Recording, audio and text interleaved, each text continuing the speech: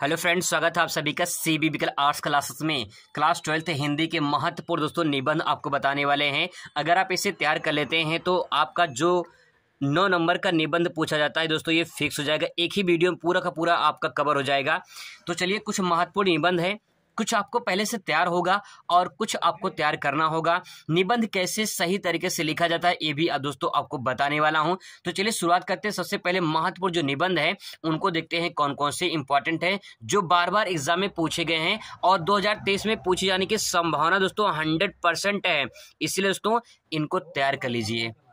दोस्तों जो पहला निबंध है वो महत्वपूर्ण है, बढ़ती जनसंख्या समस्या और समाधान। आपको हो सकता है कि लगे इंपॉर्टेंट नहीं दोस्तों, मैं लेकिन प्रूफ दिखाऊंगा आपको कि 2022 में, ठीक है, अलग अलग तरीके से पूछा गया है और 2020 में अलग अलग तरीके से पूछा गया है। 21 में पेपर नहीं हुआ था। 2019 में दोस्तों ये भी अलग अलग सेटों में पूछा गया है। मैं आपको बता दूं कि यूपी में कुल 7 सेट बनते हैं, लगभग 7 सेट बनते हैं। 7 सेट का मतलब ये होता है, जैसे मान लीजिए ये हिंदी का पेपर है, यहाँ पे जैसे 301 DN लिखा गया है, ठीक है, तो DN से यहाँ पे जैसे DN की जगह यहाँ पे XW हो सकता है, यहाँ पे NW हो सकता है, कुछ भी हो सकता है। तो यहाँ पे जो कोड होता है यही अलग अलग 7 सेट में बनते हैं और जो है वो कौन सा सेट आपके पास आ जाए इसलिए आपको नहीं पता है। इसलिए आपको दोस्तों ये आपको इंपॉर्टेंट है, आपको तैयार करके जाना है। कुछ आपको तैयार होगा और कुछ तैयार करना होगा, ठीक है। अभी सवाल ये है कि कैसे इसको लिखा जाएगा ये भी मैं आपको बताऊंगा। दोस्तों सबसे बड़ी बात यह है कि बढ़ती जनसंख्या समस्या समाधान। आपको बता दें कि अगर आपको पता ना हो, 2022 में एक नया रिपोर्ट जारी हुआ जनसंख्या को लेकर, जो पूरी दुनिया की आबादी जो है वो 8 अरब हो चुकी है। तो ये करंट का डेटा है। इसीलिए दोस्तों ये बहुत बड़ी समस्या बढ़ती जा रही है कि 8 अरब पूरी दुनिया की आबादी हो चुकी है। तो ये जो जनसंख्या बढ़ रही है, अब इसकी जो समस्या होने वाली है, इसका समाधान क्या है, इसलिए करंट का है तो दोस्तों पूछ सकता है। इसलिए मैं आपको यहाँ पे बता रहा हूँ, इसलिए मैंने इसको पहले नंबर पे रखा है। दूसरा जो दोस्तों महत्वपूर्ण है वो है पर्यावरण प्रदूषण की समस्या। देखिए सिंपल सी बात ये है, अगर जनसंख्या बढ़ेगी तो कहीं कि पर्यावरण प्रदूषण भी बढ़ेगा और समस्या भी होगी। समस्या होगी तो समाधान भी चाहिए। तो इसीलिए दोस्तों बढ़ती जनसंख्या अगर बढ़ रही है, अगर मान लेते ये नहीं पूछा, ठीक है, तो जनसंख्या बढ़ेगी, कहीं न कहीं पर्यावरण प्रदूषण होगा और उससे समस्या बढ़ेगी, फिर इस समस्या का समाधान भी होगा। लेकिन समस्या का समाधान तब होगा ना जब उसको कहीं न कहीं हम जागरूक होंगे। तो इसीलिए इंपॉर्टेंट है, इसलिए दोस्तों मैंने इसे दूसरे नंबर पर रखा है। बहुत ही ज्यादा महत्वपूर्ण है, इसे आप याद कर लीजिए और आपको कुछ पता होगा, थोड़ा सा कंटेंट आपको तैयार करना होगा।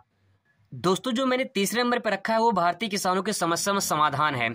ये बहुत ही ज्यादा इंपॉर्टेंट है। आपको बता दें कि करंट का जो डेटा होता है उसको रिलेट करके बोर्ड में पूछे जाते हैं। तो अगर आप इन तीनों को तैयार करते हैं तो तीनों में से दोस्तों एक तो आपके बोर्ड में एग्जाम में आ ही जाएगा। और जब आ जाएगा, जब आप इसे लिखेंगे तो ये 9 नंबर जो पूछा जाता है, इसमें से 8 से 9 नंबर तो आपको मिलने की पूरी चांस होगी। और ये 8 से 9 नंबर तब मिलेगा जब आप अच्छे तरीके से लिखे होंगे। तो लिखने का तरीका मैं अभी आपको बता रहा हूँ। अब दोस्तों यहाँ पे देखिए 2 निबंध और है जो ज्यादा इंपॉर्टेंट तो नहीं है, लेकिन अगर आप इसे तैयार कर लेते हैं तो हो सकता है कि आपके एग्जाम में पूछ सकता है। भ्रष्टाचार एक भयावह समस्या है, इसके बारे में पूछ सकता है, या पूछता है मेरे प्रिय कवि लेखक के बारे में पूछता है। चाहे कवि के बारे में पूछे चाहे लेखक के बारे में पूछे, यहाँ से एक क्वेश्चन बन जाता है। तो आपको दोस्तों ध्यान में रखना है, जैसे तुलसीदास का हो गया, कबीरदास का हो गया, तो आपको मुंशी प्रेमचंद जी का लेखक हो गया, ठीक है। तो आपको इसमें से कोई एक तैयार करना है। अगर आप तैयार किए हैं पहले से तो बहुत अच्छी बात है। बाकी भ्रष्टाचार बढ़ रहा है, आप जानते हैं, इससे समस्या बढ़ रही है, तो इसका क्या निदान है ये आपको पूरा अच्छे से लिखना पड़ेगा।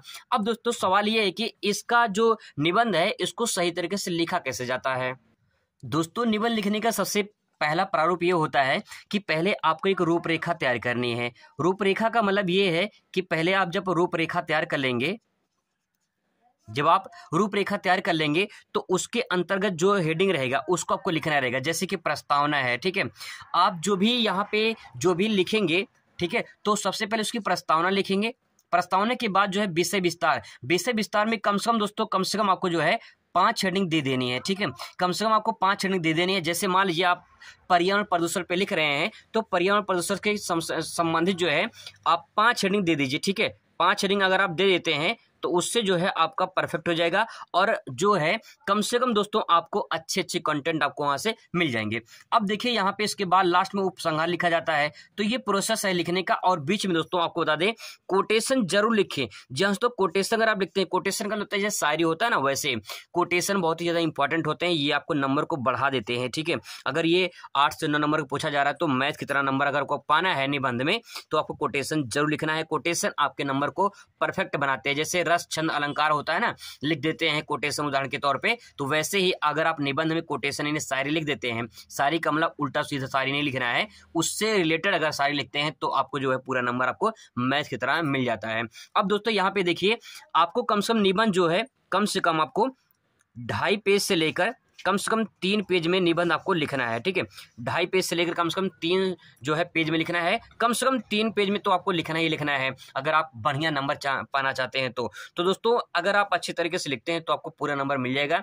ये देख सकते हैं कि पूरा जो मैंने निबंध है इंपॉर्टेंट मैंने आपको बता दिया है, करंट से दोस्तों डेटा लेकर मैंने बताया है और आपके एग्जाम में इसमें से पक्का दोस्तों आएगा। अगर आप इसे तैयार कर लेते हैं तो आपको जो है अच्छा खासा नंबर मिल जाएगा। आई होप कोई वीडियो अच्छा लगेगा। Thanks for watching.